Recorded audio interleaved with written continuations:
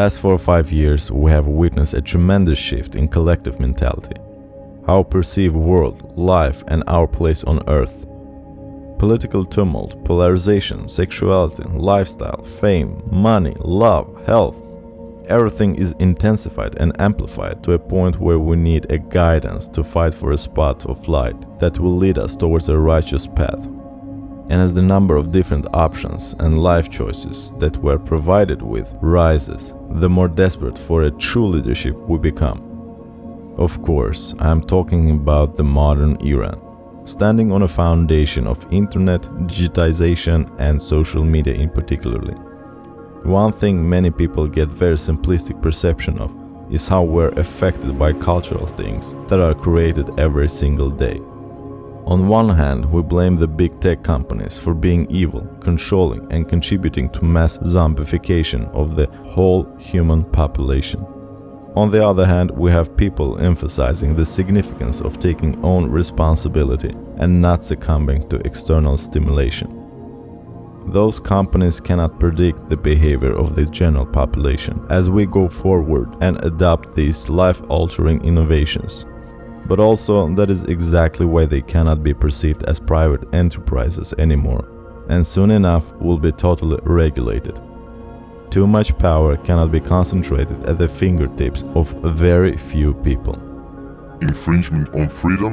Or democratization and deconstruction of oligarchy? You decide. Zombification or responsibility? The truth, as always, lies in between. It's more complicated, and one has to have extreme open-mindedness to not yield to an easy condemnation, judgment. Zoom out of the box and try to grasp the situation from multiple points, which is what I would like to do with regards to the topic of this video.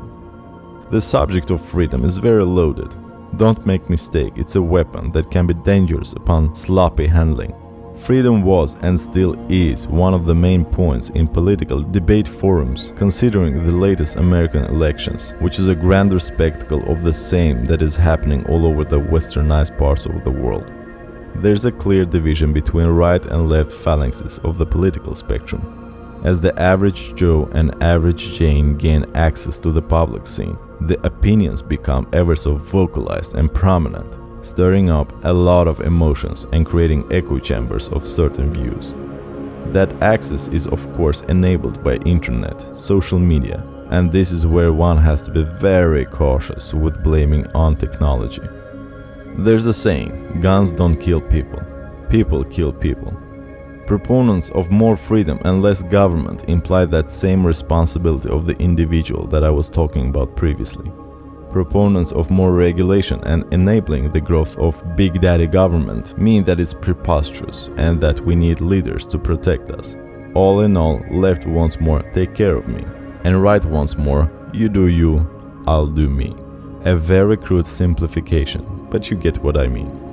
You see, if you have watched some of my content, you already know that I am all for personal responsibility, ownership, and taking over the steering wheel of the plane called my life. Heck, I wouldn't be able to stand in front of a camera here and spread the message if not for that philosophy. That being said, you also know that the amount of people taking full responsibility of their life situations is minuscule compared to those who aren't. Globalization and socialization are at the door, knocking and waiting to be welcomed, but there are still many of us who resist that transformation. Don't get me wrong, I'm not advocating for anything. I merely point out what is happening.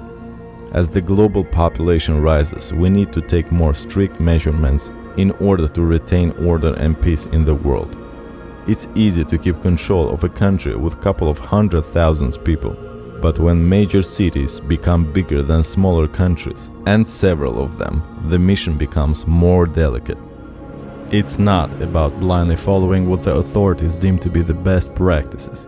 It's about holding them accountable for constant development, reevaluation of old views and principles, as well as transparency about the direction the society as a whole is headed. Governments will never be perfect, but they have improved tremendously over the past centuries. The best kind of trust is cultivated as a result of being confident in your own abilities and knowing that you will be okay if that social contract is jeopardized. Freedom is a very tricky thing, and those who fight for it most are those who don't realize the gravity of what it really means. Total freedom is a wild, wild west. A jungle, chaos, no limitations, no boundaries.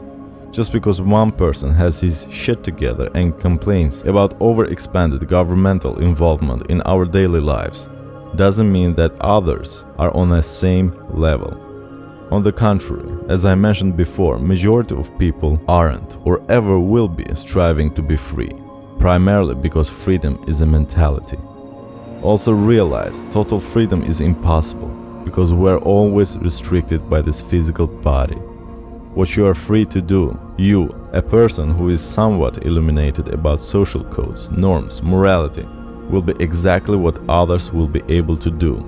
I mean, it's like agreeing with Socrates on democracy needing to be governed by the wise and knowledgeable people, and at the same time wanting freedom for everyone. By the way, I have a video on that topic, we'll link at the end of this one. Humans think they want freedom, but self-aware and wise ones know that we need order. Besides, it's better to be smart, wise and resourceful person in an orderly society than a renegade, a simpleton in a free world. Now let me ask you this. What category of people is bigger? Yes, you know the answer. Also, I don't have to tell you that there are ways of acquiring a relatively free freedom for yourself. By buying out your time, you will reach the levels of freedom you desire. Sure, that doesn't happen overnight, but nevertheless, it's a doable task. The type of freedom that is debated in politics should be handled with utmost respect, such as that people need a lot of time to mature, to show character and personality that will be able to handle that responsibility. Cook it slowly. Different countries and cultures mature at different paces. Although we won't be getting a total freedom, we can at least strive towards becoming wise enough to handle rough approximation of it. If we think that people in other countries can behave like they are from the Stone Age, how can we be so ignorant to the fact that any large enough country has the same problematic reality, where the civility of population can vary between different parts of the same country? Freedom is dangerous because of the fact that most wouldn't know what to do with it. It's a hunt after a unicorn, a fantasy that very few will ever experience. And the best thing a wise individual can do is to observe and adapt.